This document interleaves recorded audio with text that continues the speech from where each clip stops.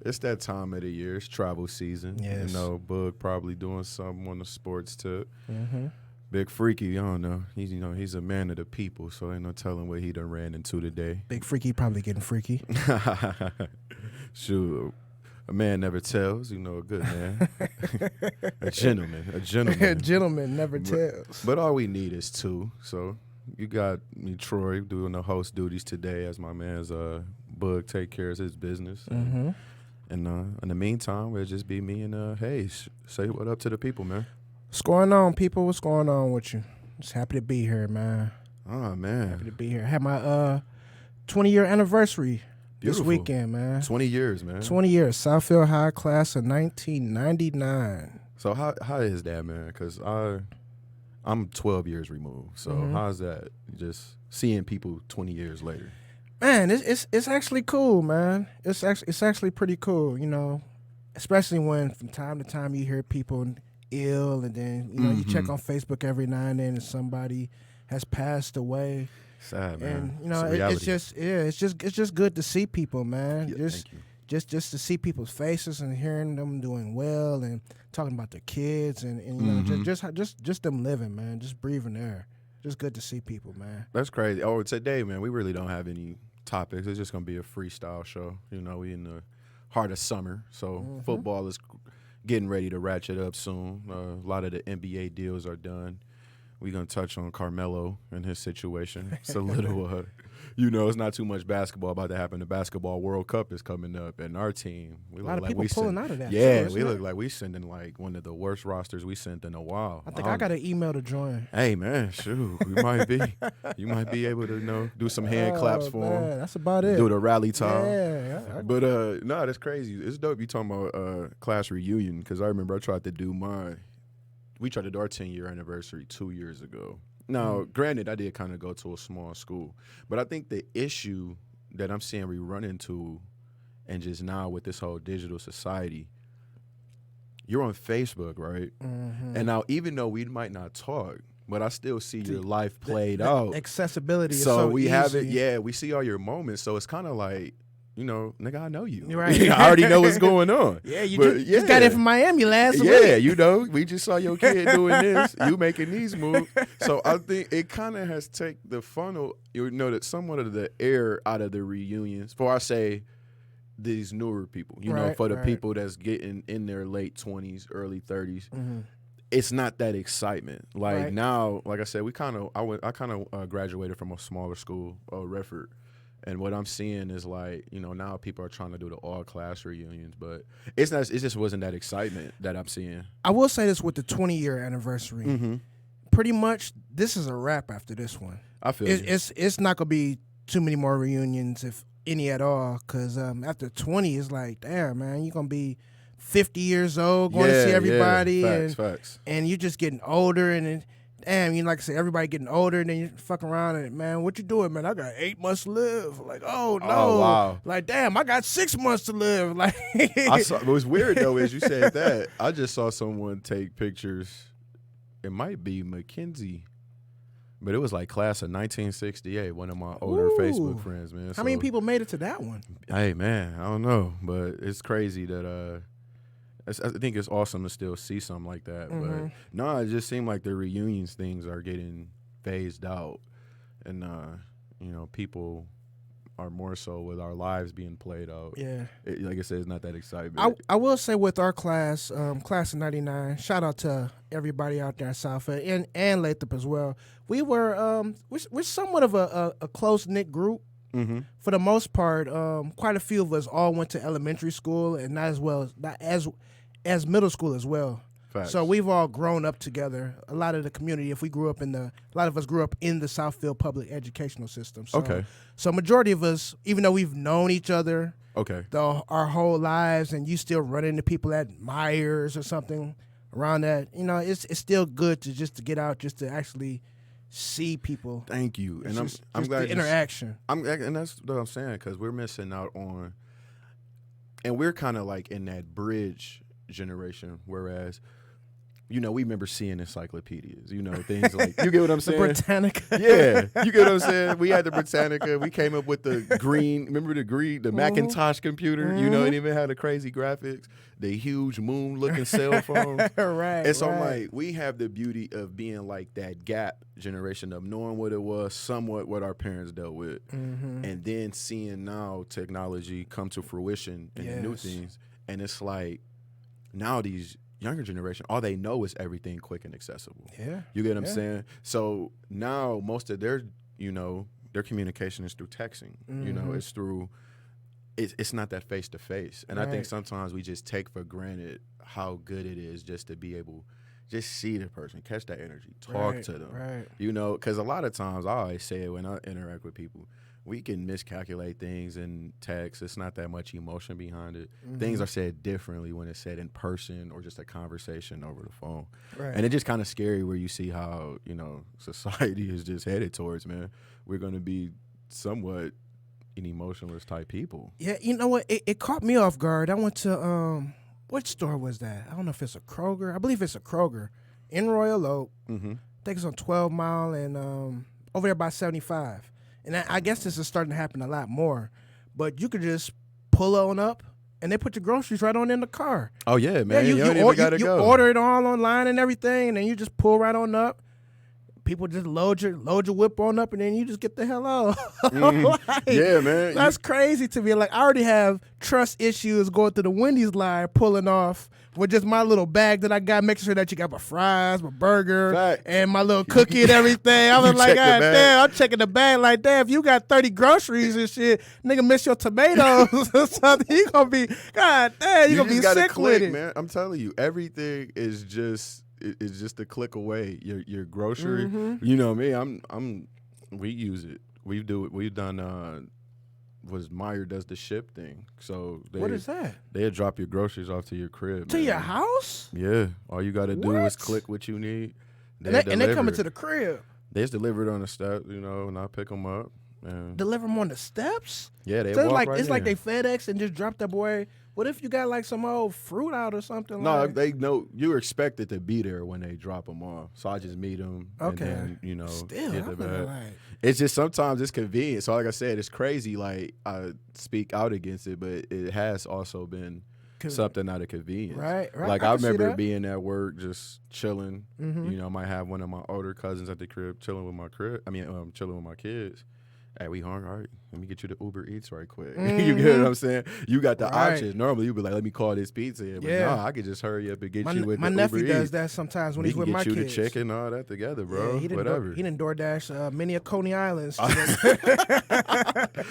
that, man. So it's just crazy to see how things are moving along. But like I said, we are in a slow time of sports. Baseball is kicking in heavy. It's been some trades. I see people going crazy about what is it? Bauer. He went to Greinke. He went to the Astros, but that's just my loaded. They loaded.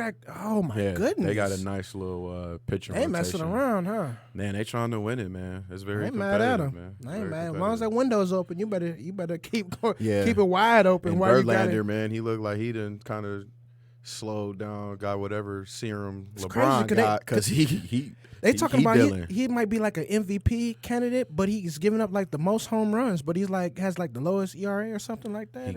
That's something about when you get older and just learn how to get that road, that location right. Yeah, that's all it's about. But it got to be perfect though. You got to get it perfsed because if it don't get it that right spot, if it don't get that right spot, it's out of there. Knocking it out. Yeah, it's gonna get caught in that jet stream.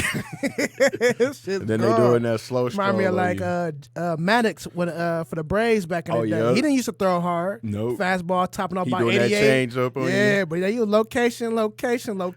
Facts, bro.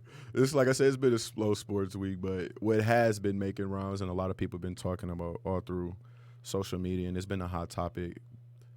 Really, pretty much like it's been an undercurrent theme of the NBA season, but now it's starting to pick up more. Is Carmelo Anthony, and everyone's been talking about, him not being signed. Everyone loves seeing the hoodie Melo workouts. And that's why I say it's crazy because I'm critical because I didn't like how he was in OKC a little bit. It's like you see these workouts, you doing this, hoodie Melo, he don't miss, and then you get in the regular season, and it's like, come on, man. But even being critical of that, I still think he needed a shot in the league. I mean, he still deserves a shot. Like, he shouldn't just be done. I think he's only 35. And so now you're looking at it, sort of the talk started with his trainer.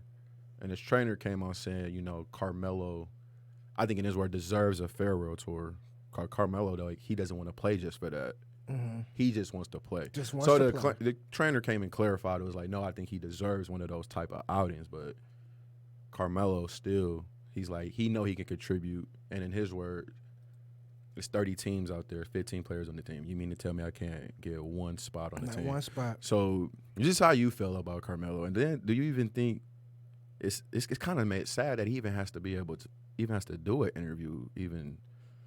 Well, for one, let me get this out. Let me get this out the way. I'm not feeling the farewell tour thing. Even with D-Wade, you deserve it. You have an established career. Your career's been A1, and we should celebrate you. I don't know. For some reason, to me, it just seems cheesy to me. I don't know why. Maybe it's to the degree of how he just kept going to everybody with his jersey on up. And the switch. It just felt different between him and Dirks. So if people remember back in the day, they used to do these when like people knew they were retiring. And I remember one because I read this Book of Basketball by Bill Simmons, one of my favorite books I ever read. But I think Julius Erving was one of the ones that started that. And normally before he went to every arena, they would give him like gifts and people would say things about him. And they kind of did it with Kobe. No, for real. Like, you know, and they was doing it with Kobe. And Kobe, he stopped it because he was like everywhere, you know, Jordan gave him like a whole shoe collection. Other people was just giving him things. I think signed stuff from like, you know, when he played New York, he got something from like Derek Jeter. So they want to appreciate the legends. Right. I can see it for someone like Kobe. You know, Kobe is a lot of, you know, younger players now. Yeah, he's legendary. I think D-Wade was up there, but I don't know if he's hit that status. Like, I think you need to be like an icon top player. Kobe, the media, a lot of people like to hate on him, but if you think it's 10 basketball players better than him, we can just agree he's top 10. I would say one of the 10 greatest I've ever seen. So those type of players need it. And the whole thing, though, I'm thinking with Carmelo, like, people want to see him out, but it does get kind of cheesy. You get what I'm saying? Yeah. I think you just want to find a way to appreciate the player. You get what I'm saying? Yeah, just have a balance of that. Just appreciating the player, his last season, but the extraness of it. You know what I'm saying? Just like I said, you with everybody taking your jersey off, smiling, and you choosing people with your jersey, and the whole, this is his last game at this stadium, and it was. I get it, but to me, it just seemed a little extra. It's like, yeah, this is my last season, man, and just go through I don't know. I can't tell you how to enjoy your retirement season. You know what I'm saying? I can't tell you how to enjoy that, but I don't know. For me, I'm not one to talk about how you should do things, but to me, it just seemed a little just. It was for you to ask for it. I think capture the iconic moments. Like when he played his last game against Bron, that was dope. And it's crazy. They both had the same amount of wins against each other, and it came down to the last shot. Like, that was a moment for me. But come on, bro. Don't be out here giving jerseys to Emmanuel Moody. I think he turned him down. But it was like somebody else got a random jersey. Like, it was like, it was terrible. To me, it seemed like it cheapens that because if you want some, like, real value, like, maybe throughout the whole season, D-Wade, maybe give your jersey to maybe 2 or 3 people. That's what I'm saying, yeah. So and then somebody like, damn, like, got this jersey. This is only 1 of 3 that, you know what I'm saying, in his last hurrah. Like, and then somebody be like, oh, hey, that's one of the last 3. Yeah, get it with, like, the legends. Like, so Bron, like, pretty much the banana boat, guys. Mouth a little afflicted today. So it should have definitely been Bron, you know, CP3. He gave his last jersey to Melo. That's why I say it was a sad look because Melo didn't have a team. You know, those guys should get one. Hampton and Dirk definitely should have exchanged one going at it in the finals. But bringing full back circle to just Melo, like, do you think he deserves a shot? And do you think he will eventually play back in the league? I think it's all about communication. And how he communicated to us. Yes. It seems like, okay, I understand. I can see your situation, and we can move from there. Now, if he could communicate the same feelings to NBA executive or owner or GM, whoever. Look, man, I ain't got a full tank. I got 5 ace. I got a little bit more than full. I can give y'all a good season. I come off the bench. I can help. I don't want to give y'all 28 like I used to. Might be able to give y'all a hot 14, 15, maybe 16. Try to help. Like he said, he's going to be there to motivate, inspire, the whole 9. So most definitely Melo deserves a shot. If he's still in shape, if he still has some life in those legs, if Melo Hoodie comes out, most definitely he should be on somebody's team. Out of 15 people, somebody's team he should be on. But he has to communicate that to the people that he wants to play. I think it's easy to say that, and I look at two different players. Mm-hmm. So you look at someone like Paul Pierce. He was a star, right? But kind of later in his career when he was playing with Brooklyn, he went and played with Washington. Right. He just became like one of those guys that coming off the bench. Yeah, and he almost won that playoff series against I think Indiana. But then he even rode the bench with the Clippers. He was just someone who just wanted to be around. Right. You get what I'm saying? And this was a guy who was a star Finals MVP. Mm-hmm. But now like I said, you look a little bit later, someone like Tracy McGrady. Remember, he kind of was coming back from those injuries. People probably don't even remember his days he played with the Knicks, the Pistons. Right. But it was an opportunity for him to try to play with the Bulls. And his problem was, in his mind, he was still Tracy McGrady. And I'm trying to start. My mentality is to go in there and start.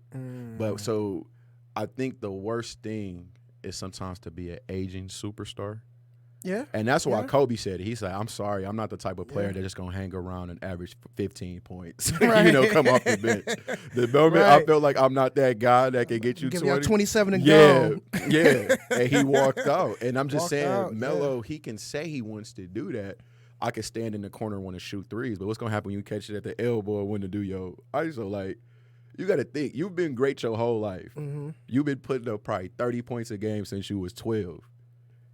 In your mind, you still that person. Oh, yeah. But your body. Oh, yeah. And the way the game is played now, it's not so much ISO, it's fluidity, it's space. Mm-hmm. Then you got to check people on defense, too. Yes. You will be that guy that's getting picked on. Yeah. So it's like. You don't be no Zion posters out. Do you fit the game? And I still think he can stand. I think he can stand in the corner. He'll shoot some threes, be a good player. But it's just, is he willing to accept that role? Can he be like that Andre Iguodala role? I might only play 12 minutes. I mean, during the regular season. Right. Turn it up during the playoffs. If he's willing to, most definitely. Reason why I say that he deserves to be on the squad for this person and this person alone. If Vince Carter can still be in the league, Melo can be in the league too. If Vince Carter is still in the league, because I don't know, to be honest with you, I don't know what Vince is really giving. Thank you. I don't know what Vince is really giving to a team out here. Like, all right, he's going to give you a couple of buckets, but he's not no real game changer. He ain't the old Vince. And that's just crazy. Vince is 42. Yeah. And he wants to have his last season. And the Hawks already said, we'll reserve a spot for you. Mm-hmm. So Vince has a guaranteed spot over Carmelo. That's crazy. And it's crazy because I just assume that maybe Bron would want to play with him. You get what I'm saying? That's his guy. But Stephen A. was talking about that on First Take too. But I mentioning Bron a lot. Yeah, and I thought it would just be a no-brainer. Even Bron, he tried to work with D-Wade in Cleveland. It didn't work, and he worked it out so he get traded back to Miami. Right. But I at least think, man, someone can give Melo somebody. But let's just talk about. I also want to touch on some other things in the interview where he talked about.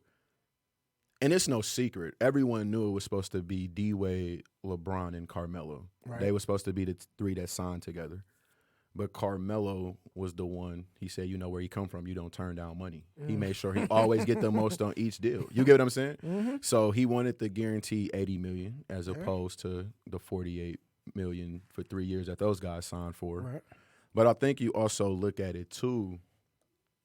D-Wade had the success of winning the championship in 06, and LeBron is an icon. So I'm thinking I can kind of see why he you don't turn down the money. But he also said he kind of didn't gauge how the league was going and all this player empowerment was happening. So, one, I just got a question. How do you think his career turns out if he do that? Or should he be faulted for not taking that 3-year deal and trying to team up? Because it's like weird. People want to have – you can't have it both ways. You can't say, Carmelo, you terrible for not taking that deal and trying to team up with your guys and then hate on Kevin Durant. Even though it's extra stuff, they go into the team that beat you. But both – you get what I'm saying? Oh, yeah. It's still that thin line. So – I mean, nowadays, everybody keeps saying this, and they trying to make this the new norm, but secure the bag. For sure. And he was doing that before that term got as popular as it has. So he was back then securing the bag. He said he felt most confident, and he said the New York Knicks was going to give him a team to put a team around him. So, I mean, if you hear that mixed with, I'm the star of the New York Knicks, I'm in the basketball mecca, playing in the Madison Square Gardens every day. I'm living in Manhattan or wherever. I'm in the best city. Well, if you want to say New York's the best city, but best city, the basketball world. It definitely has an aura with it. And you're paying me, and I'm the star of this team. I mean, I can't fault my man for that. And I think, like I said, I've been critical of Melo, but we got to be realistic too. He never really had that team. He had that one season. One season in Denver. No, but yeah, he went to the conference finals, but he also had that one season with New York. They went crazy with the threes. I think they lost to Indiana in the second round, and that was the year that they were supposed to meet the Heat in the conference finals. I think they were a 2 or 3 seed. So you had that, but I still think sometimes he gets unfairly criticized. He does. Because like I'm saying, when did he kind of have that bona fide second superstar? It was supposed to be Amari, but Amari got injured. You get what I'm saying? Denver, he had a good team around him, and he probably should have stayed there. You think that team was solid. Kenyon Martin, Chauncey, JR. Yeah, but like I say, but now you even had Ivo with him for a minute too. Yeah, they both was averaging 26. Yeah. So you look at it though, I think kind of the problem too is you want to be branded now, and everyone wants to kind of get to the bigger cities, and that kind of just I think it just messed him up. They gave up too much in that trade with him going there, but he wanted to go to, like I say, he had to secure that bag, make sure he get there so he can get the extension and not sign in the offseason. Melo he always secured the bag, but in him doing the quest to do that. He ain't secure enough wins, though. Thank you. Yeah, because the moment he gets traded there, New York is a 7th seed. You get what I'm saying? They gave up the team that was supposed to appeal and be around you. Right. That team was solid. Yes. You mean to tell me if you can get Carmelo with Gallinari at that time, with Amari, hopefully, if he's not injured, just that Wilson Chandler, that team that he could have had around him. At that time, they could have made some noise. They could have made some noise. But they traded all 3 of them for Melo. Right. And now you go in there, and then you get caught up in the Linsanity crap. So, it's just crazy how, like, someone's career could just change in an instant. You get what I'm saying? And to your point, they never put a team around him. Yeah. And historically, with the exception of, I'll say, the Pistons, because they didn't have a superstar in their squad. Crazy Pistons. So right. Magic's career wouldn't go there, but keep going. With the exception of, I would say, the Dallas Mavericks, who beat the Heat, they had Dirk, but they had like they didn't have another superstar. They had a good team. I want to call J. Kidd a superstar because he was old at the time. They had people that played that role. You had Jason Terry. Then you had Sean Marion. And then Tyson Chandler protecting the rim. They had a very good team, but they didn't have a second. They didn't have a second superstar. So historically, you pretty much need at least 2 superstars if you're talking about winning this championship. Or just people who play a defined role. Or a solid team who has defined roles. We know what you're going to do. It's just a well-oiled machine if you don't have that superstar. You kind of saw that this year with Toronto. It was like with Toronto. Toronto is another one. Yeah. It has to be well-oiled. They were so well-oiled. I can't remember the stats off the top of my head. But they said Kawhi, in the games that he didn't play, they still won like 70% of them. Yeah. They didn't fall off without him. They still were a well-oiled machine. To your point, people knew their roles, and they put their roles together. The coach, they had a system, they had the team, they put it together, and they won games. But it is a rarity. So I do feel bad for Melo in that situation because if you don't have a well-oiled machine, you got to have you a superstar. Yes. And still a well-oiled machine behind that and a system behind that. And like I said, it's weird because you look at Melo's talent, it's up there with anyone. Like, honestly, I didn't know. I knew somewhat a little bit about LeBron, but seeing just what Melo did at Syracuse, I thought, I'm like, oh, that's the number one pick, man. He was just as good. I would never forget one of his first games. It was like, look at this freshman. And, he was out here just killing them at Syracuse. And I swear to God, I'm like, this team is going to win the NCAA championship. I don't think I've ever picked the championship since then. I might be 0 for another 17 all the way to there, but I knew they were going to win. You don't know just looking at Melo alone. You don't know how hurt I was watching that because, and I'm sorry, we just doing the whole referendum on just Carmelo. Hopefully it's not the end, but it better not. This is the time to just share these moments. But I remember watching that because I'm big into college basketball, and one of my favorite teams that I like was that Kansas team. It had Kirk Heinrich, and it also had what's my man's played at OKC? Nick Collison. It had Aaron Miles, at this one cat, Keith Langford. But that year before in 2002, they had Drew Gooden. Remember?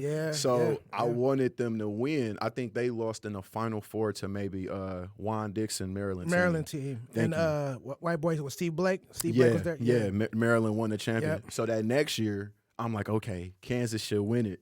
They ran through the tournament.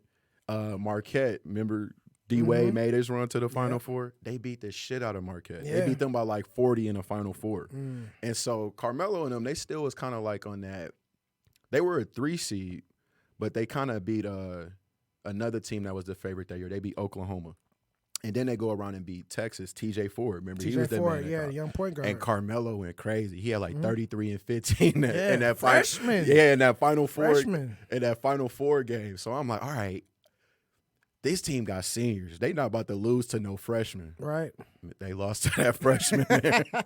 Carmelo went off. Hakeem Warwick had the block. Yeah. It was crazy. That's probably one of the best team Carmelo played on, man. Right. Everybody had their roles and they had that talent. Yeah. And unfortunately, he never had that chance in the league. And out there, it didn't look like he was working hard to get his points. That was the thing that got me. It looked like it was so smooth. Thank you. It was so smooth. I'm like, man, this guy, who is this young dude? And that's what I'm saying. Like, people has to really appreciate how skilled he is with the ball. He was hitting you with that jab step, and the jump shot was so smooth. It was butter. Remember, and the one thing was crazy because Carmelo never really just dunk it. He had just jumped it and then just drop the ball in. And I was just like, man, like, you look at this guy, and it's like, man, why is it not happening in the league? But also what people forget to realize is in the West was stacked. The West is always stacked. He's playing. West is always stacked. So you got to look at it like this. You running into the Spurs, which was a dynasty at that time. Then you mess around and run into Kobe. Kobe finally gets Paul Gasol. So it's like we have to also look at the teams he lost to when he was out West. That's the thing that was getting me. Now, the only thing I do fault him for is the East, man. It's like, come on now. Yeah, that was. You should at least be able to get a 3-4 seed consistently. You should be knocking on at least the second round of the playoffs every year. Thank you. At least second round. And those guys just kept running into 7 seeds. And like I said, a lot of it was injury, some weird stuff. Knicks is historically known for giving out bad contracts, or guys do finally get the bag for them and they turn terrible. Yeah, they get hurt. Allen Houston, like I said, Stoudemire, even the draft pick they just traded, Porzingis. Porzingis. Yeah, I mean, everybody just gets hurt. Man, it's wondering what's happening there. I don't know, man. I don't know, man. Is it Spike Lee or something? I don't know, man. What's going on in New York? Haunted. They sold them souls for them rings in the 70s. Damn, man. I don't know, man. Tough. And then just last on Carmelo, just look at his impact that he had with Team USA. He was kind of like, you know, they talk about that stretch 4 at the time. He was like that perfect stretch 4. Yes, he was. Watching what he did with Team USA, I said it now, of course, it's the best basketball players in the world. Right. But it just looked like that whole Olympic thing was just set for him. And I remember watching, they actually had lost this year. This was like 06 World Championships. And it was like D-Wade, it was Gilbert Arenas, it was LeBron. And they lost to Greece in the 06 World Championship. This was right before they got the Redeem team.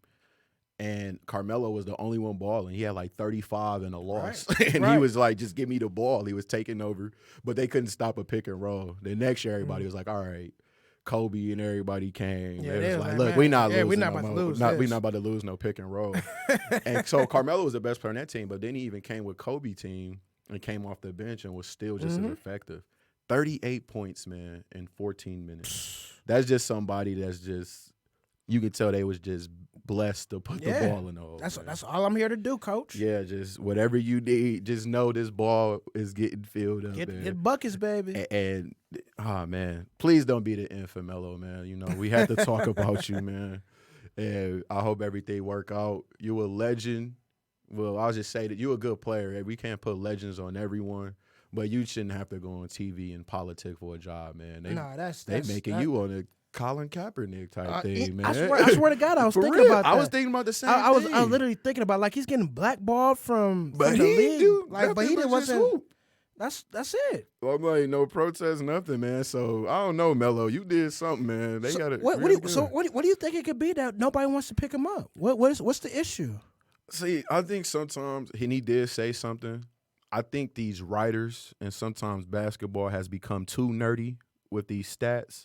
So it's like, oh, is he going to fit into the pace and space? And 3 is worth more than 2 type thing. Even though we just seen Kawhi light up the playoffs with the with the mid range. You get what I'm saying? Yeah. And I think you hear all these stories and these people the media get on the same page. So now everybody's saying, oh, the game has passed Melo. The game has passed Melo. The game has passed Melo. Has it passed Kawhi? Because he doesn't shoot a lot of threes. Right. And then you get branded as a ball stopper. It's like, at least give the man a chance to work it out. Like, people don't realize he only played 10 games in Houston. That's it. Only 10 games. That's it. And they just decided he was terrible. And I'm like, that's kind of sad, the story that he told, too. Yeah, man. Like, he wanted to work it out. And then, that's why I said, after that, I was like, man, I talk about you, Carmelo, but you don't deserve that. Nah.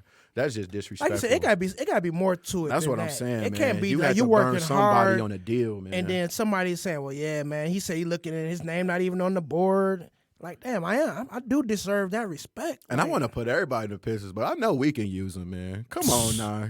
Pistons can use me and you. Thank you. So I'm like, we can't get them. I'm like Orlando, none of y'all got a million small forwards. None of them can shoot. Like, Carmelo just can't play anywhere, man. Nowhere. And I know he wants to play with a contender. I think they talking about he reached out to the Lakers and to the Clippers. But, man, you shouldn't have to beg, man. So, Carmelo, man, come back. I know you doing it. You got your other outside stuff going on with Lala, man. So maybe he getting burned by that karma, man. That's probably what done happened. He getting burned and he getting burned. God damn, Melo. Man. It's a hot summer. Lala made some calls or something, man. He should never got caught on that boat. I know, man. He didn't think there's going to be no photos out there by that boat. I'm telling you, you're going to see him next. He going to be out there like Bron, man. His son balling. I saw one little clip. His son came through with a clutch. Right. Hey, so, all right, talk about this. Thank you. Yeah, we can transition to that, man. What do you think about Jason Whitlock's comments about that? Did you hear that? Jason Whitlock, he was going ham on LeBron for celebrating his sons in that viral clip that went viral about his son throwing the alley-oop. You know, they dunking it, and he's jumping up and down, lost his shoe. Thank you. So I think a lot of it is it's sometimes we too extra when it comes to LeBron, because even Rick Bucher was talking about the same thing. Mm-hmm. So these are my 2 points, and I'll let you have it for. LeBron doesn't have to do anything for attention. This is a guy that has been famous since he was 17. You get what I'm saying? It's a long time. That's what I'm saying. So to make it look like, oh, he's trying to overshadow his son, be honest, what we be talking about this team if LeBron's son wasn't on the team or if he wasn't at the game. Do you know who is the number 1 rated prospect for high school right now? Do I personally? No, I don't. Okay, thank you. I'm glad you said that. So the number 1 player right now, regardless of class, and we just say it's been debated because some people always have different opinions. The kid is from Michigan. I knew that. No, I'm just fucking with you. No, I'm saying that, but he's the one. He's number 1 for his class. Right. But I'm saying in his class is 2022. Mm-hmm. But they said of all high school players, this seniors, juniors, sophomores, freshmen, all included, Imani is number 1. Wow. And no one has done a segment on him this whole summer. Nope. You get what I'm saying? I remember Shane. I remember Shane mentioned him when he was we here. talked about and that's Shane. the first time I really got hip to him. But Shane is in the know. He's right, an right, AAU coach. Right. You get what I'm saying? And that's the only reason how I happened to find out. So what I'm saying is we're discussing this high school team specifically because of LeBron's tie to him. Right. The last two famous high school players was who? You would say LaMelo and Zion, right? LaMelo and Zion. But we knew LaMelo because of LeVar and Lonzo. We know Zion because of the mixtape took off. So what I'm saying is, one, LeBron is getting them this spotlight because his son is on the team, right, and he's at the games and he's active. That's one thing that I say. Those are my 2 points. LeBron has always been famous. He doesn't need to do anything for attention. Whatever he does is going to get attention. They was hating on him, talking about we getting Jewish money, everything is kosher, and they hated on that. Right. So whatever he say, he's going to get attention. They done turned the damn Taco Tuesday, the corny shit. they featuring that on ESPN. Anything LeBron do, he's going to be famous. And then, like I say, secondly, we're not even talking about the best high school prospect. So the fact that these kids, you don't think these kids are happy that they're seeing their damn highlight on ESPN? Yeah. They Most probably definitely. going crazy. And the kids came out, like, we assuming that they think it's bad. They said they like it. They said, LeBron, that's big bro. Like, we respect that. We gonna miss this. We like doing that. So how can we just assume and put our opinions onto how their kids are feeling? If his son came out and was like, yeah, Dad, it's kind of corny, I think they had that conversation, and man, he would tone it down. Right. You get what I'm saying? Right. You know, you're a father. Like, man, let my son do something crazy in the game. Man, my son, I think he was 5 playing basketball and did a crossover, and I was going crazy. You think I'm not going to run on the court if I see an alley-oop, man? Get out of here. So in my upbringing, I played baseball. And in all fairness, I don't brag or anything, but I was very good at baseball growing up. My little league, Southfield Little League years, I was a beast growing up. And I was only to the help of my brother. I had all men in my family. My brothers, they all played. My father was a baseball player. Shortstop. So, I'm playing with my brother. Shout out to Highland Park. My brother's 10 years older than me. I'm playing with him. So when I played baseball, I was actually very good growing up. And my whole family came out. My mother, my father, my grandmother. Thank you. My uncle and my grandfather. They came out to support me. And that's love. And if people come out to support you, that is just love. And then I was out there doing the damn thing. And I'm not gonna hold you up to a degree because it's some family. There's a lot of families out there whenever their kid did well, but I kind of had a little bit of the little extra family and whatnot. I get a double. I can hear my mama. I'm on second base. That's my boy. That's why I'm looking like, Mom, calm down. Parents gonna do but that. parents are going to do that. I understood it. I would say realistically, I was about 30% embarrassed, but 70% proud. Thank you. I was more proud. Thanks. I was like, I'm like, appreciate you, Mama. Come on, calm down. But in reality, I'm happy that they out there, you know what I'm saying, supporting me and doing everything. They didn't, obviously, you're not about to run on the baseball field. Yeah. I get that. You know, it's at the little game. That was a little extra. That might have been a little extra, but it was a hell of a play. My man did a alley-oop between the legs, and you know what I'm saying, you finish it, and I get that part. And you're LeBron. Nobody's going to stop you from doing that. But, I mean, there's so many kids out here don't even have their fathers in their lives. That's what one of the kids say. He was like, my dad's not even come to the game. But look at it like this. Like, it was one moment crazy. Like, within that same weekend, his son almost dunked on somebody. And the whole gym went crazy. And the crazy part is, that's how I know his mom is a basketball mom. His mom had to get up and walk around like he almost caught a body. Yeah, you get that type of experience. Like, oh, wow, it almost everybody can realize that. And then you get that support. Like how can Jason Whitlock say, hey man, you need to sit down and you're not even a dad yourself. Right, you're not even a parent man, yourself. I took my son to his first flag football practice last week. He was the worst thing out there, but I'm out there cheering his ass off. I'm like, go ahead, son. They over there flipping the tires over. He could do that. He's strong in there. He couldn't run, but I'm cheering his ass. I'm out there just going crazy for you dude. Get some type of fulfillment, and like it's no secret. I always talking about it. My kids, my boys, they haven't gravitated to sports like I wanted them to. But I'm not that asshole parent that's gonna force it on them. But my son, Otis, he was able to play football, and fortunately, this time he was able to get on a good team. Right. So he playing Pop Warner. I think you mandatory got to get at least 8 plays. So he'd be out there with the stars and running around, barely tackling people. But he was happy, like, Dad, did you see me? Right. I grabbed him. Right. Like, yeah. Get out there. Get him. Be a part of something. And that's that support. Like I was saying, like, as good as I was in Little League, I can only imagine now, like, man, if the good things that I did, and then, sometimes your ego might kick in a little bit. Even if you're a Little League, you standing on second base, you'd hit a double. I couldn't imagine now I hit a double and it was a hell of a hit and I turn around and it's just quiet. Yeah. I don't hear nobody saying, the people that would support, bro, in my circle Look of at people, it like this, bro. And nobody was saying anything or was not even there, I would be hurt. But I'm just saying though, bro, it's people out here that go crazy and cheer for people that's not related to them. You get what I'm saying? I'm a Steph Curry and Kobe Bryant fan.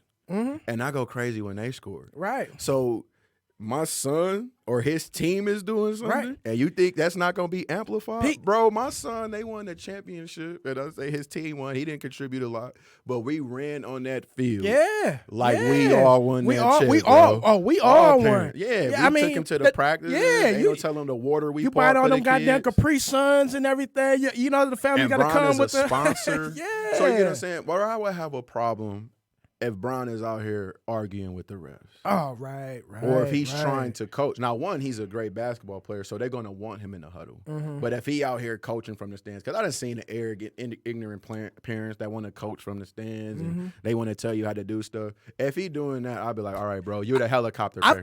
I've even seen him do a little bit of it. But when he was doing it, it was all encouragement, though. Yeah. It wasn't like, okay, this is right here. It was like, don't worry about it. That was a bad, you made better passes. You made better passes. You're going to make a better pass next time. You're going to grab that rebound. Anything that he did say from the sideline was all encouragement. It didn't deter or step in from what the coach or however their system is already developed. He just giving words of encouragement as a regular parent. And then the other thing they tripped on was the layup line stuff. So put it like this. You said you played, but I'm saying this. You played baseball, bro. Yeah. You mean to tell me if you in batting practice, and let's just say Ken Griffey's son was on your team at that time. I know you're much older than him, but Ken Griffey wanted to come out and take some swings, bro. You not going to go crazy? Man, I'm about to be you the about first. To be excited. I'm about to be like, man, I want to see this. Man, Matt Stafford firsthand came when our kids won the championship. He sponsored the center that they was playing for, they say, out on 7 Mile Van Dyke area. And he was throwing those kids passes in practice. Now, granted, it's practice. Now, football is a little bit more sacred. You're not going to let no one take warm-up reps away from your team on game day. Right. But you've seen how lax AAU is. You playing more than one game a day. Them layup lines only like 2-3 minutes. Right.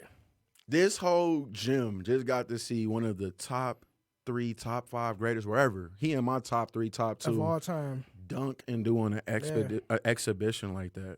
Yeah. And you mean to tell me people have a problem with it? Problem with that? Slow news week. You don't have nothing to talk about. Leave Bron alone, man. Quit making up these crazy topics, man. And it just come off.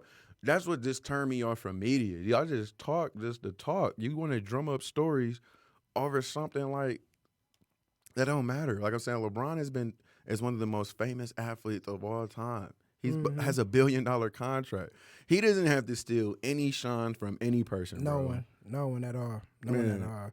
It's crazy, and it's kind of crazy because I kind of want to see other NBA fathers doing that too. Like Kobe's kind of chill. I'm like, man, go out there, Kobe. But he's coaching his daughter's team, and you're starting to see her get some buzz. And I just don't get it, man. For somebody to criticize, like you said, it just has to be a slow news week. And it's crazy because Rick Bucher, the white guy. I'm not talking about because he's white, but he was coming out and say he had a problem with it because he's like, you took that moment away from that kid. And one of the parents he brought up was Matt Barnes. He was like, yeah, Matt Barnes, I've seen him at tournaments where his son was lighting it up, and he was going, and he was reserved. He didn't take that moment from his son. One, Matt Barnes is not a superstar, even though he is an NBA player. But even Matt Barnes came out and defended LeBron. Man. You get what I'm saying? Yeah, he's a father, and he's an active father. Man, father, it's your son. It's like, thank you. You're excited, like, oh my gosh, this. You know what? Like my homeboy Illa at my job say, hey, this is what I'm here for. Mm-hmm.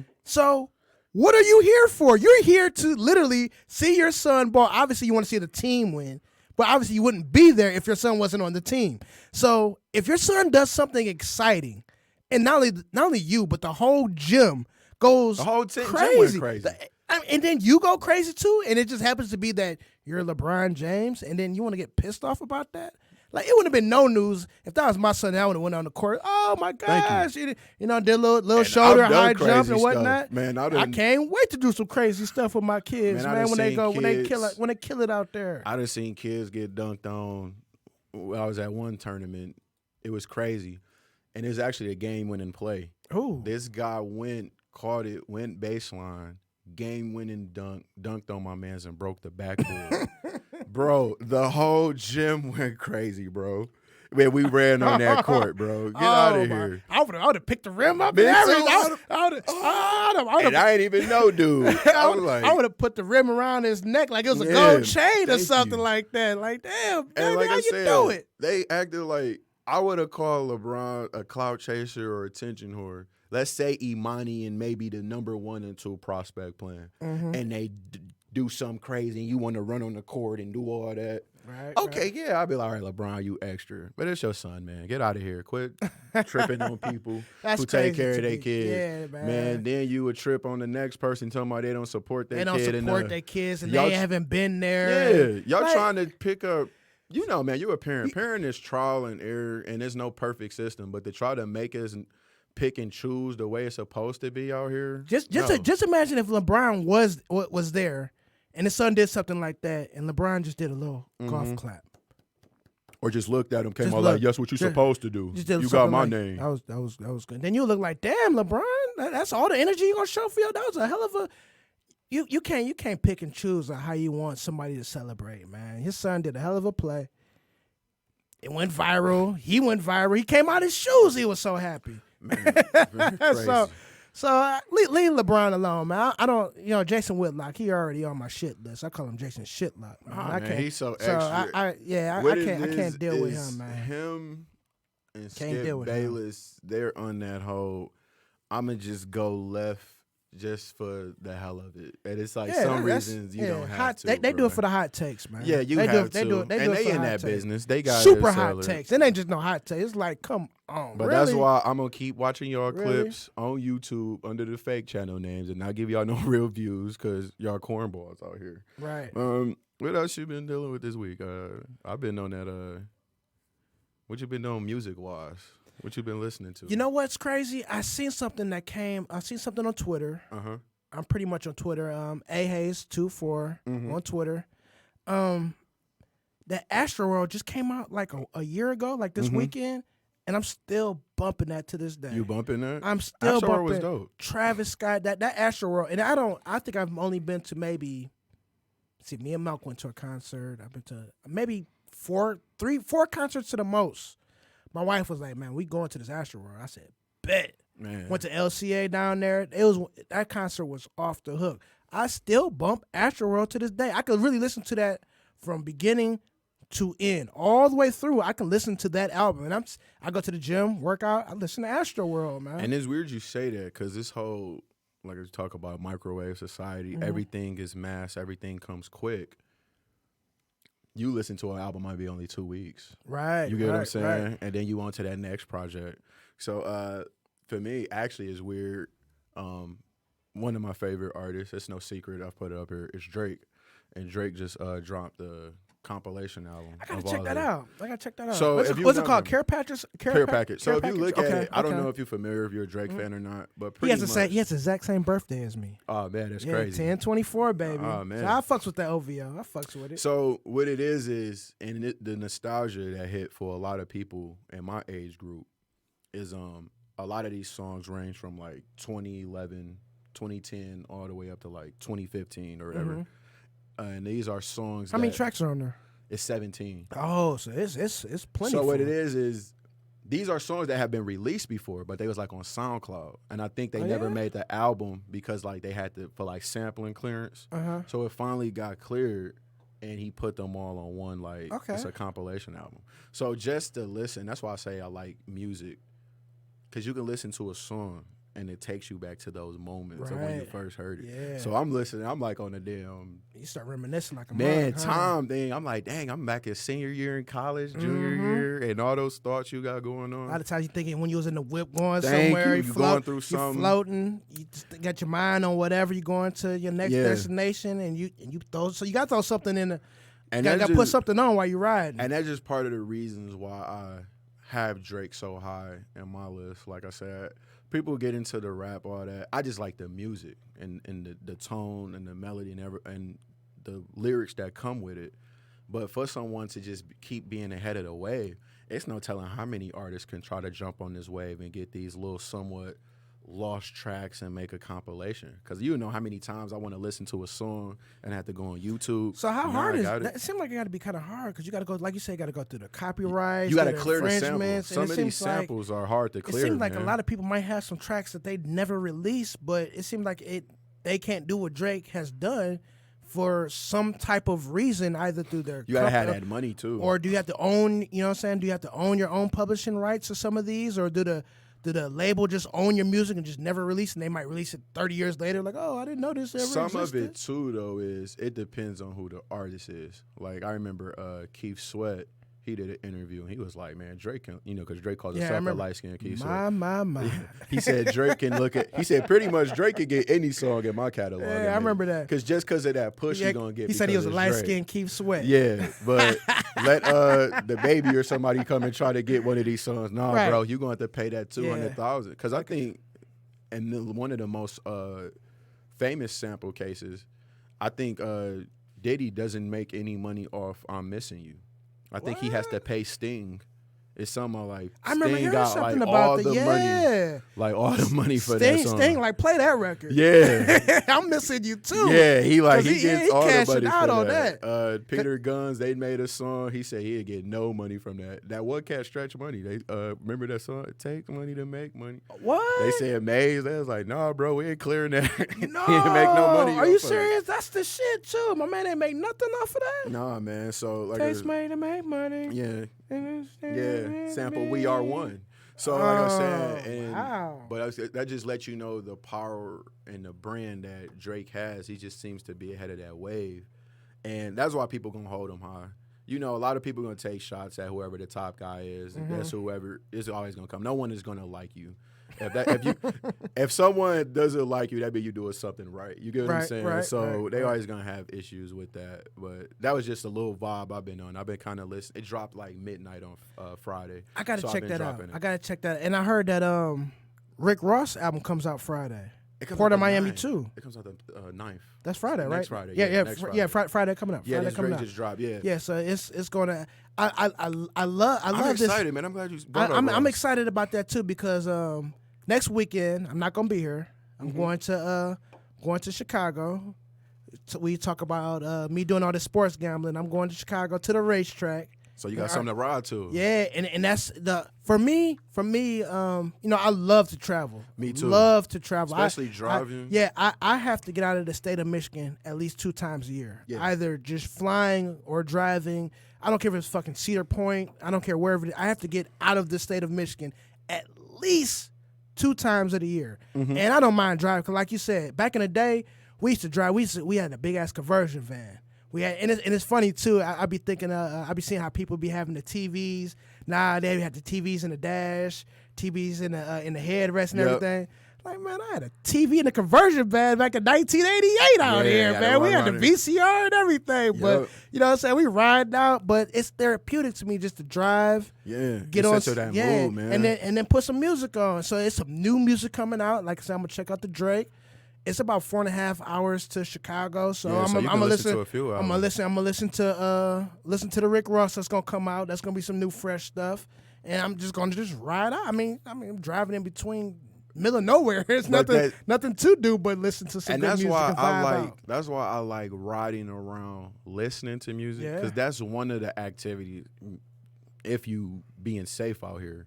You can't do too much other stuff. You get what I'm saying? Mm-hmm. If you listening to the track at the crib, you either on your phone, right, or you're doing some other stuff to distract you. But when you're driving, you're doing a long drive, you really don't have nothing but just to focus and take that album in.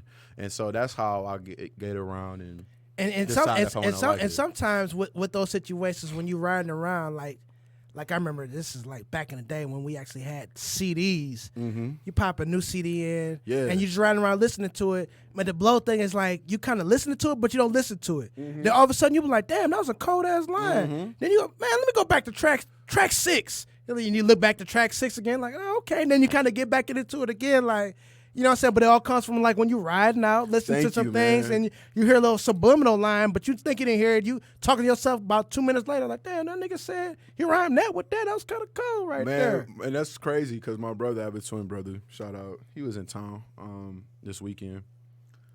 We was just going back listening, talking about the Drake, because like I said, we was some of his huge fans ever since he dropped in like 2009. And we breaking down these fucking lyrics like they scriptures or something, man. Like, bro, did you really hear what he said, bro? Right. Like, no, I don't think you really heard him. And it's like, man, we two grown-ass men that's about to be 30 just fanboying over this, what's the name, man? That's why, and one thing why I say I like this album, for people that don't really like Drake or mess with him, they say he come off corny or make commercial music, these are tracks that's not like that. These are tracks that, like, the hardcore fans stamped, and would like drew us in and made us fans of them. And this is these are the songs we listen to. We not listening to One Dance and Work by Rihanna. We listening to these tracks that gave us meaning and substance. And another thing that stands out is we talked about it. A lot of us we got on this wave with Drake 21, 22. So a lot of the content that he was talking about, we didn't live it yet. Right now we in our late 20s, early 30s, we done went through these experiences. Now the lyrics hit even harder. And now it's like, dang, now I get what you talking about, trying to get your success, going through success, and then dealing with this lady you dealing with. Or dang, you screwed her over, you weren't ready at that time. It's like, dang, because I done did that now. Right. And now it's like, it hits even harder. It means more to you. Yeah, I remember going to Miami, flying down there by myself. My brother Chaz Jones down there in Miami. I'm saying, man, I'm coming to the weekend, come kick it with you. Go down there, fly down there, riding out with him, and he sticks a song on, and it was Drake's song. I gotta be unstoppable. Oh yeah, that was on. I never. It was on that mixtape. Yeah, So Far Gone. And I didn't never heard that song. My name is Drizzy. And I'm over here looking like, what the fuck? I'm over here, and first time I heard it was when I was in Miami, we riding out to this shit, and coming down here, I'm seeing palm trees, good ass weather. I'm hearing Drake spit to this, and so from now on, every time I hear that song, I think about that whole moment of South Beach type shit, Miami, Florida, palm trees, iguanas, and I don't know why I think about iguanas and shit, but just the whole memory of just going back just because of that song, because he was the first one to put it on when I was down there, and I heard it, and I was feeling that song. I'm like, damn, this shit all right here. He put me up on game because I didn't hear it at the time. Now every time I hear that song, I think I'm in Miami. I could be riding out in the polar vortex, and it's 88 degrees in Miami in my mind. And that's kind of like, it's weird. Like I said, my bad. This is just a random show today. We just going freestyle. It's not too much to talk about. We freestyling out here. But we just getting our thoughts out. And it kind of just make you look at music today. It's like, you're not getting those songs that's capturing those moments. You feel what I'm saying? Right. I remember I was in high school when like Lloyd Banks and 50 was out, dropping their album. Yeah. I can feel those moments. Like, dang, it was something. I was experiencing a moment when Get Rich or Die Trying dropped. You get what I'm saying?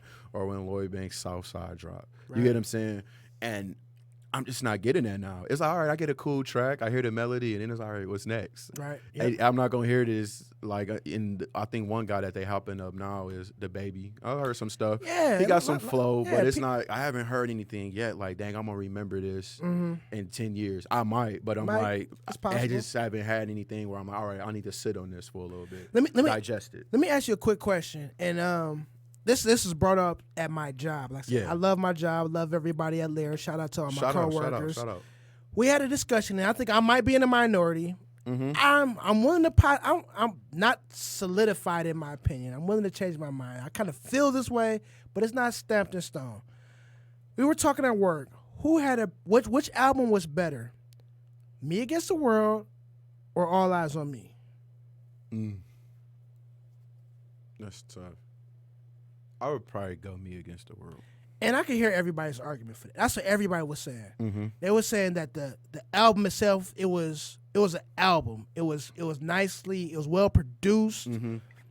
Pac was spitting on that. And I said he wasn't spitting on the other one, Mm-hmm. but everybody at my job, and like I said, we got plenty of time at my job. We talk a lot of I'm shit. glad you talk about Pac. We gotta keep. And I got something to say.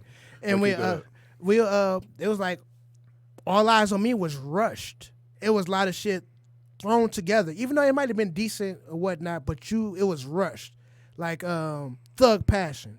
People say they wasn't feeling that type of Pac. I heard it through the rain. They can say they wasn't really feeling that, or what's your phone number? If you really want it, like, man, that's not the Pac from Me Against the World. They said that was kind of like just all thrown together just to make an album. It's but weird. Me Against the World was like a real album of Pac. I kind of feel them because like Jay-Z fans kind of had the same parallel, whereas Reasonable Doubt, that's kind of like, and I'm a huge fan of Jay, but that's kind of like the go-to album. You talk to some people, they like, I fucks with the that's Hawaii Jay. Soapy fame. Yeah, but they just talk about it because that was just raw spitting, and Right. it was just raw. And then you get to Volume 1, it seemed like, oh man, you trying to be commercial, you're trying to get these hits. Yeah. So a lot of times your fans start to fight against that. But Jay broke it down. He said, okay, we talk about Volume 1. A lot of people hated the song Sunshine with Babyface and Foxy. But he said, okay, let's go through the tracks. Where I'm From. Do you like that? They're like, yeah, we like that. He said, that's on Volume 1. What is it? Who You With? Oh, that's on Volume 1. City Is Mine. That's on Volume 1. He got to like 8 tracks, 9 tracks. They was like, you like that album, but you trying to... He said, you like 9 songs on that album, but you trying to say it's terrible because of these 4 commercial hits. Right. He's like, beat it. Get out of here. Imaginary Players was on that album. Oh, yeah, right. Oh, my gosh. Lucky Me. Like, these are some tracks the that... album is a classic. It's a a classic. So you get what I'm saying? Like, you keep going through those. But that's when I realized Jay was good because a lot of people hated on Kingdom Come. I wasn't feeling. No, but he said it, though. He said the problem, though, is he said it was better than what was out at that time. But the thing is, y'all comparing me against myself. I can't beat myself. You're still holding me to standards from 96, all that, and I'm not that guy. I would disagree with that. Yeah. Only reason I would disagree with that because after Kingdom Come, he came with better albums. Oh yeah, that was just American a weak Gangster was dope. Yeah, that was just a weak ass album. So for him to say you comparing you against himself, like, yeah, I am, because that was Jay. Come on, Jay, man. Even if you bring 80%, it's still there. Yeah. You came with about 45 in that Kingdom Come right there, man. I'm gonna throw my wife on the song. I'm gonna put I'm gonna get Beyonce. I'm gonna get Neo. And that Pac I'm gonna song, get Usher. That Pac song that he remade, that wasn't that on there? That what was the Pac beat that he stole? But him and Beyonce was kind of riding out like Me and My Hollywood. Girlfriend. That was Bonnie and Clyde. That was like wasn't that on Kingdom Come though? Him and Beyonce had a song called Hollywood on. I could swear it was, but he had a Pac beat on there. He had a Pac beat. I can't remember it. I know they did Bonnie and Clyde, but that was on Blueprint 2. It might have been Blueprint 2. But I'm saying to myself though, like, man, you've came with better albums down the line. That Kingdom Come was. I put like, if we was to rank his albums, it would probably it's be last. It's gonna be at the bottom. People talk about the top of the iceberg. That was at the bottom of the iceberg. But I didn't want to venture off though back to Pac because that's when you started. You heard about that Glasses Malone track? No. So Glasses Malone, it's been getting a little. It's the track about a few weeks old. Mm-hmm. But Glasses Malone is a Crip. And allegedly, we got to say allegedly because we don't know what happened. The guy that allegedly killed Tupac, Orlando Jones, was a Crip. Mm-hmm. The one that they jumped at Las Vegas. Yeah. So Glasses Malone said he knew one of the guys, old heads, who was in the car. A lot of those guys are dead. He wrote a song from the perspective of Orlando called "Tupac Must Die." And it was like, it was a story. He talked about getting stumped and riding around and got to find him. Tupac got to die.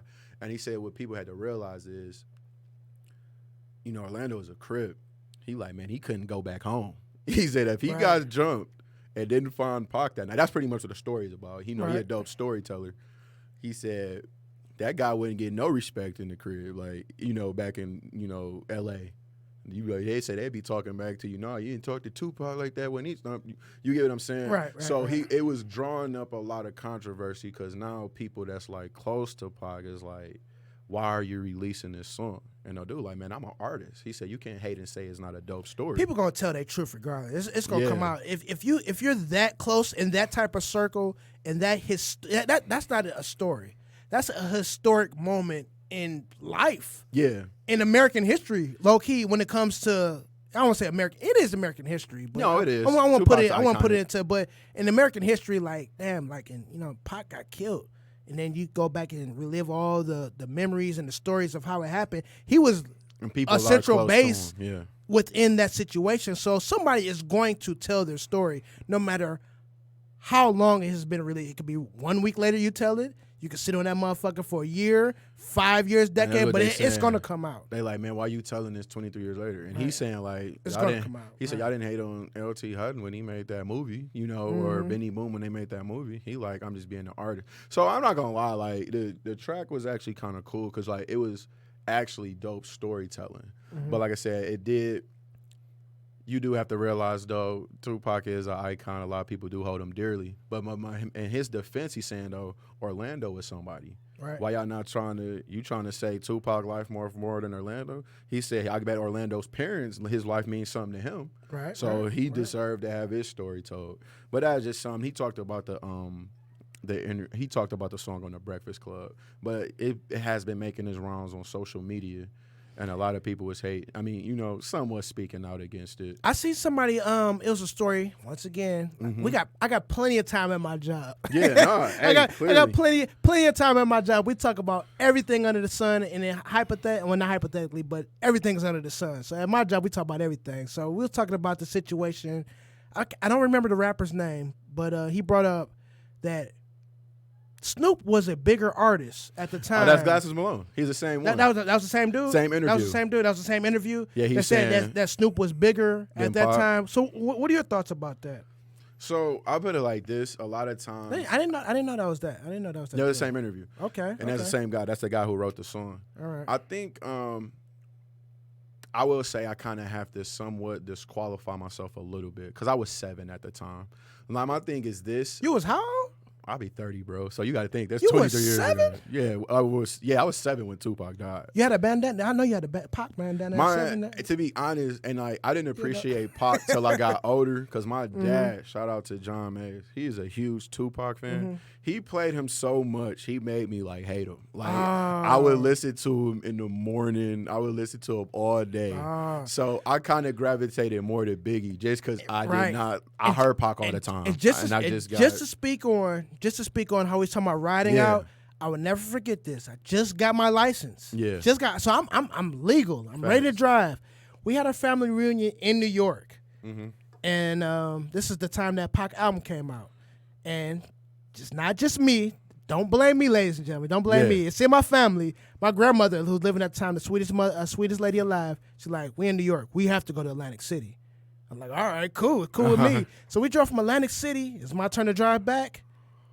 I put on Pac. Yeah. I'm driving from Atlantic City until it was my time to end from driving.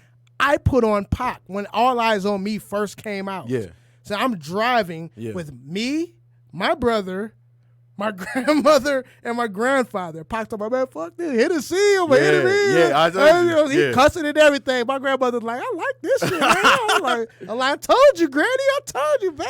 Yeah. But we riding out, but that's just the era of, like you say, we're just riding out and just listening to Pac. So to answer your question, like I said, so I didn't really appreciate Pac till I got older. Like I say, it's weird when you listen to music when you older, like, dang, I could actually appreciate Brenda's Got a Baby. I can appreciate If My Homies Call, songs like that. Still Ballin' was one of my favorite tracks. That my bad dad played. Yeah, I would get hype on stuff like that. Until the End of Time. Like my dad, he played that track. That album helped me get through college, thank man. You. That album so helped me. I would have fucked some people up if I didn't. Yeah, I would gravitate to the more, deeper Tupac, not some more stuff the commercial songs. Yeah. Everyone liked what was that one? I Get Around. I vibe to stuff like that. But at that time, I would have to say that I think Pac was the bigger artist because we had to think he had acting involved too. Yeah, and that plays a role. And some of those characters are iconic in those movies. Yes, it was. Like people still talk about Bishop to this day. Poetic Justice. Man. That was a great. And then even the low key role that he had in. I still like when I still see him as Birdie from Above the Rim. Above the Rim. Yeah. So if you look at it, I would have to I feel like Snoop was big rapping wise because of course Gin and Juice and that the Doggy Style album. Yeah, Doggy Style album. But I remember seeing Gin and Juice. It's weird that song. I think it dropped in '91, and I remember, like I said, I was still young at the time. I was still seeing that song being played around '96, '97. So I will clearly say like it was probably a pecking order of maybe Snoop, Pac, Big at the time. Those will have to be the top three. I swear as artists, but I would probably say Pac just as big as his impact was. I'm going to say that Pac, and shout out to my guy Daryl at work. We were talking about this, and he made 100% sense about this. When Pac went to jail, he had the #1 album in Me Against the World. Slapping. Yeah. Album was slapping. Head to toe, slapping. Pac went to jail. When Pac was ready to come out, people were eager to say, "Where is Pac going? Where Pac about to come out?" And could you imagine that today with social media? Like he had that buzz without social media. So he had that buzz about him where he's going when he got out of jail, and then when he got to death row, other artists had to stop their project so Pac can get his out first. Yeah. So that just shows you the impact that he had. I don't think, like hypothetically, if we was to switch roles, not saying that Snoop wasn't that guy. I get what you're saying. But if he was to come out, I don't think people would have that eagerness to say, "Damn, like where's he going? What is he going to do?" They would, but I don't think it drew that attention. Like you said, Pac had the movies, the aura about Pac. I remember even Snoop saying like when he was in Dre video, and you could watch it. Everybody could watch it to this day. His first video when he was in Dre video, Snoop like this the whole time. He was nervous. He was quiet. You know what I'm saying? So it's like weird now that you're saying that because like I want to give. And that's why I say they were clearly the big three. Oh, without a doubt. And then you put Nas probably for at that time. But Snoop is still was iconic because even and like I said, a lot of me, I'm looking from without a doubt. I'm looking from just stories I heard and hearsay because I wasn't there to live it. But people talking about how big it was when he did the Murder Was the Case and how people was talking about he had to fight. And he that. actually went through that. So that actually put him on a pedestal as well. But it's like as crazy as that was, Pac surpassed that. So it's weird and that's how crazy it is. It's like, oh my God, Snoop talking about murder was the case. He rapping this and the other, and he beat a murder case. That's insane to people. Yet and still, like Pac is out here in court, not disrespecting, but talking to the judge like, "Dog, you didn't even give me a fucking fair trial." I know, man. And we're going through this, and he does his time, get out of there, and it's so BS. And then he gets out of that, and it's like, and then now he's on death row. And once again, shout out to my guy Sean at work. He also, when he first came out, he made one of the greatest diss tracks of all time. So that just shot this man to the moon.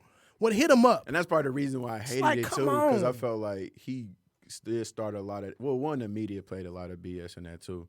But like I said, me just being a Biggie guy, Biggie was just, he didn't mess with nobody, man. Why you throwing shots, man? But no, like I would definitely have to just say and it's unfair too, because sometimes too, dying does, I think, blow some people up. You get what I'm saying? Because I would love to without see, a doubt. Without a doubt. They say these type of artists, they make more money when they're dead than they are alive. Because my thing is like, and I'm not being a hater, but let's just say Pac had to have a 20-year career like Jay-Z. Like, would he be rapping on Metro Boomin beats now? I'm just saying we don't know that. I would say yes. I'm just saying he probably I would say yes, but we just didn't get to see it play out. Only reason I would say yes because Pac was the type of artist where Yeah. he seemed like he would fuck with everybody. He did a song with MC Breed. Yeah. Like, and we talking about a nigga from Flint. Even though he had, Flint wasn't blown up like that. Only people I know that really mess with MC Breed is people from Detroit. I know it was a national record he had that, We in the Club, and he had the one before then. But besides that, I'm looking like, damn, those some iconic songs for us in the Michigan area, Flint area, Detroit. But Pac was fucking with him. I think Pac is one of the people who will fuck with anybody because he just had that social, that work ethic. And you kind of see that with Drake. Like, Drake hops on a lot of people's drive. And, people accuse him of wave stealing. But he will still get on a track. Yeah. You get what I'm saying? He mentioned that in one of his bars. He said you could check the points, but also check the assists. Yeah. So you get what I'm saying? Like my man, who was that song called last year? Look Alive. He jumped on his track, blew him up. But like I'm saying, I think you also look at Pac too. Like John B just did an interview, I think, about a month ago. He did a track with John B. And he talking about a thug nigga out here doing a track with John B out here. That's what I'm saying. Pac get around for real. Yeah. So he'll do a track with anybody. Yeah, and I think it's somewhat, like I said, it's kind of not fair to compare the two.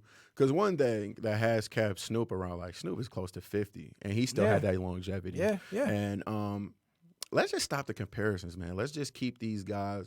One, let's appreciate them while they're alive. So this should be the time, instead of trying to compare him and saying he was a bigger artist than Pac at the time, just give Snoop his flowers now. Right. Give him his respect now. Yeah, do it now. Respect Tupac for what he did.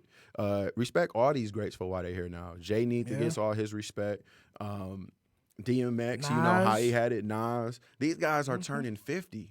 And they still around this game. And then they impacting culture in a different way. Without a Give doubt. them their respect now. Their just due now, man. Because y'all, everybody that's a younger generation, y'all gonna hear that. Y'all gonna realize when you get older, and everybody gonna be hating on your Drake and you're gonna be hearing on your generation's music, and then you hear I'll turn that old nigga off. And then you hear the younger generation, and they gonna be totally different from what you heard. Because trust me, we've all been there. Oh yeah, I'm gonna cringe. I'm about to cringe. I'm gonna cringe when somebody be like, "Yeah, the baby better than J. Cole." Yeah, I'm like, bye, young kid. I'm on trip, so we I'm already ready. We heard all this with Curtis Blow and I said Rakim. Rakim was a real lyricist. He was spitting back then. We gotta young niggas don't know nothing about y'all don't know nothing about none of this. So each generation is gonna go through this. It's just you better prepare yourself and just embrace what everybody is doing right now for all the goodness that they're spitting. And like I'm saying, appreciate what the music means to you in these moments. Because I'm saying, you're the one that appreciates. You get what I'm saying? I'm not gonna like everything you like. You're not gonna like everything I'm like. Right. So you just appreciate the artist. You're not gonna convert everybody. Like I hear people they hate on J. Cole to this day. I'm like, I rocks with him. Yeah. They call Big Sean corny. I still listen to him. I still fucks with him. They try to hate on Wale. Hey, Wale has some tracks that got me through college. You get what I'm saying? So everybody not gonna like everything. I'm still not on that Chance the Rapper wave. Some reason he just didn't pop for me, but hey. Salute. Get your money, King. I tried. It is what it is. It ain't for me. But we got about 13 to 15 minutes, man. I want to touch on on that stuff. The biggest issue that's going on right now. Yes. And we have these mass shootings that's going on. Yes. And it's killing me into my soul. And they've been a problem for a while, but it's been a while. So because I don't know if you want to get deep. I'm gonna get deep for a minute because sure. this is everyday life and it's sad. It's and sad. The views of Podcast Detroit are not reflective of sports and other ish. Just to preface the studio. Yeah, these are my thoughts. This is Aaron Hayes' thoughts. And his thoughts are alone. So I just want to say this, and I want to make a couple of points and tie all these points together to bring. Just spit, man. Yeah, because it's not just one issue. So I'm gonna take it back. So when we had this Constitution thing, they had the right to bear arms. I get that back then. I get that. We have the right to bear arms. And they put in the Constitution. Do you want to? And I understand. Do you want to protect yourself? If somebody come along, you usually have the right to protect your property, your family, and that's something that's 250 to 300 years ago. I get that. However, when you said the key thing, it was 250 some years ago. back then when they had guns, everybody had a musket. So when somebody doing this, what? You doing this, pouring a powder in that boy, putting some little, and then you doing this, and then they, what? You about to shoot me? And then everybody had the same weak ass gun back then. Yes, thank you. Everybody had a weak ass musket, and everybody had a weak ass pistol back then. And I granted everything America is a beautiful country. We have our problems. The Constitution is as a whole it is good, but I'm willing to bet our forefathers did not see that when guns evolved, that they would turn into AKs, ARs, Tommy guns, everything that can just kill mass amounts of people in seconds. And let me not laugh. Seconds. I just laughing at that point, but because this is a serious matter. My thing though is what pisses me off is we talk about this and people. They ignore the real reason. You get what I'm saying? They like people like don't take my gun. I'm like, look, bro, I don't carry your gun. You should be able to be protected in your crib. But what is the point of you just having a military grade weapon? There is absolutely no reason. What are you shooting, bro? Who are you protecting yourself from? Anybody to have a fucking AK-47 or AR-15. These are literally war weapons. These are assault style weapons. And people want to say, well, I want to go hunting. Nigga, you not using no AK. I never see nobody in the middle of Michigan chop down a deer, bro. Hey, they'd be mad as hell at you. For the first one you shoot off, everybody's scattering. They're like, God damn, you done shot all the deer away. They done fucked around and ran away. Nobody is using an AK-47. Just emptying the clip on AR or assault style weapons. Or a duck. For a duck or quail. Or anything like that. These are, if we want to have these weapons, give this to our military who protect and serve us. Whoever they need to serve and protect us, they need to have these weapons. If you want to have a gun, okay, you can have a little scope on your little sniper rifle to shoot your deer because you want to go hunting, even though, okay. And like Chris Rock said, this is one of my favorite comments. We can go hunting on a full stomach. Mm-hmm. We do that here in America. Everybody talking about, well, I need to go hunting. Motherfucker, you got a goddamn Kroger right down the street. You could go buy whatever you want. Talking about I got to go hunt. You got to go stand in the woods for 8 hours to shoot a deer. No. Okay, if that's what you're gonna use, cool, no problem. Have your little hunting guns. I get it. I don't want to debate you on that. It's no problem.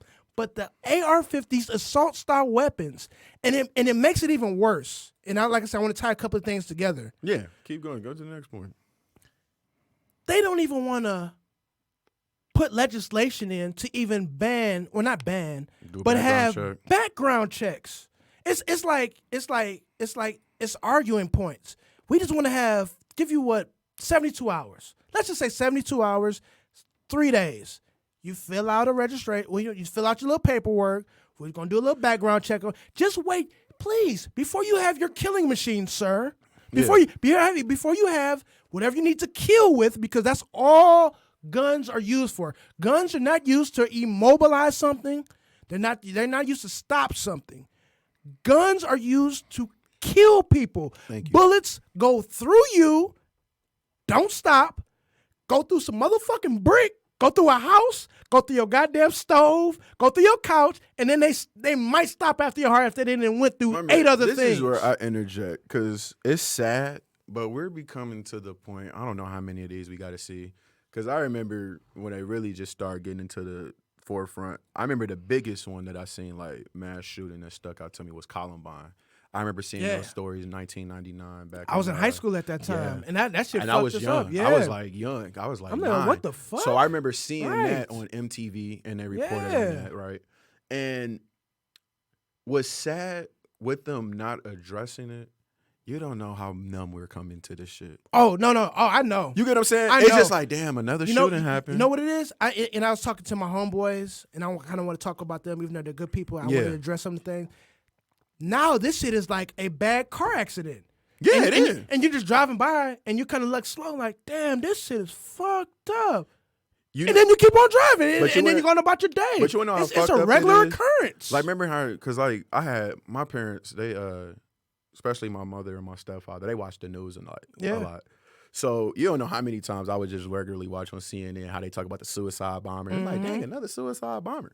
And now it's starting to become that way in America because now it's just a huge shit show, bro. You get what I'm saying? What's going to happen is we're going to talk about it for 3 days. Mm-hmm. We're going to send this a little outrage.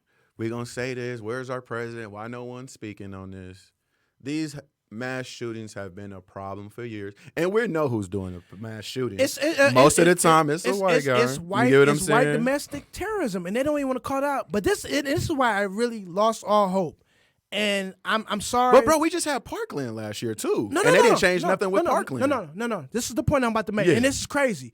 I lost all hope because this country has its issues, but normally we come together when it deals with something. Everybody can be like, man, that's fucked up. No matter where you're at, we can come together when some shit's fucked up.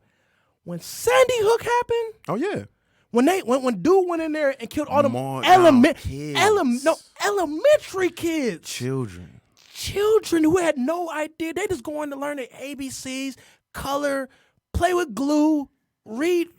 Whatever. And you want to know all they going to give them? Nothing it's happened. Unfortunate. No, that's all they going to give you. Oh, that's an unfortunate event. These are your thoughts. We're going to give our thoughts and prayers. Thoughts and prayers. To the lawmakers who can actually make laws and change things. When Sandy Hook happened and nothing happened after Sandy Hook, because normally in America, we can argue about all types of shit. But when something happens to a child, we can be like, all right, whatever you do, you don't fuck with children. They're innocent. They're little kids. You don't mess with children because that's crazy. You don't do that. If you want to beat up on black old white men, Chinese men, even some women, we'll debate this, whatnot. Children are off the board. My man came into Sandy Hook and mowed them all down. We talked about it, and then talked about it. But it's crazy. And nothing happened. But Sandy Hook happened. But remember, earlier that year, my mans went into the movies and shot them up at the Batman movie. But peep this, though. And this is the crazy thing about it. And those two things back together. And Sandy Hook, and I'll never forget this. Like I said, we talk about this shit at work because we don't have nothing else to do besides work. This shit happened in December. Out of all months. Couple of weeks later, it's Christmas. You damn near might even bought your kid Christmas gifts, and they're not even around no more to even experience this. You got families and everything who are not even going to experience Christmas with their kids because they just got mowed down. What can we do about this, lawmakers, senators, everybody? I look at it from nothing. And I look at it from this standpoint because the older I get, I'm realizing how big mental health is and trauma. I'm glad you touched on that. The reason why I say that though is like because I've been thinking about this back, and it was messing me up back in 2016. Mm-hmm. But remember, we still start having those strings of all those black guys getting, murdered. Right. And nothing, no type of punishment happened. We saw Trayvon, Zimmerman gets off. Then you get to Mike Brown. Then you get to Eric Garner. Mm-hmm. And then within the 2 weeks, what broke my heart is the whole Philando Castile thing. And Alton Sterling. So what I'm saying, though, is what you don't realize is if you're not going to fix the issue, though, but you just keep putting this out to the masses, people are starting to be messed up crazy. So what I'm saying is what happens, man, and I'm not trying to start no issues, but you don't know how many times I've seen on my social media today that it's some black people like, man, I just want to stay away from white people. I don't know who's going to go off. Right. Because it's just random. These just coming out here just spraying people. Now you're going to be on the lookout, and when you keep seeing that these things happen and no one's getting punished for this, it's a society, man. No one wants to live with that. And not even one person should have to suffer and become a prisoner in their mind because we don't want to address Two things you just said I want to touch on. The mental health issues. Yes. Unfortunately, facts. We only talk about mental health issues when it's white domestic terrorism. And like I said, I'm in a gambling horse group conversation, and we've been talking about this all day. And they're very smart. But they're all white. Let me just intervene real quick where I say, and when I'm talking about mental health, I'm not even talking about from the shooter's perspective. Right. If you have enough time, if you have enough time to write out a manifesto, you just a piece of shit. You're not you knew what you you know were what you're doing, doing. bro. No, I'm talking about everyday people like me and you who have to live with it. Like it was a time I was nervous, man, if a cop by me. Right. Y'all just raising up shooting people over a license. I'm like, bruh, just get by me. And that's the other thing that I want to talk to. That's the trauma I'm talking about. Me and my wife were just talking about this earlier. So with the El Paso shooter, he went in there, mowed down, killed 20 people, shot 29 other people. They're all injured. So that's at least 49 fucking bullets. You get a phone call. There's a shooter. We hear it all on our. They always call to it. There's a shooter. There's a shooter. Shooter. That's all you hear. My man came out alive. So nothing wrong with that, honestly. Mm-hmm. If my man want to surrender and he surrenders, you should take him in alive. But the point that you just made, why do we have to fear for our life when dude was like, oh, I feared for my life when we were just reaching for something and we didn't even have anything. You wouldn't know. I would think literally, bro. like if this situation just happened, just like hypothetically, I'm just going through my mind. If this situation just happened and my man just happened to walk out after we just got all this randomness, we know what the fuck is going on. We know it's terror to the worst possibility. And dude come out, I give up. He can put his hands up and everything. Eventually you have to put your hands down. I can say, oh, fuck, nigga, he just mowed down 49 people. I thought he was reaching for his gun.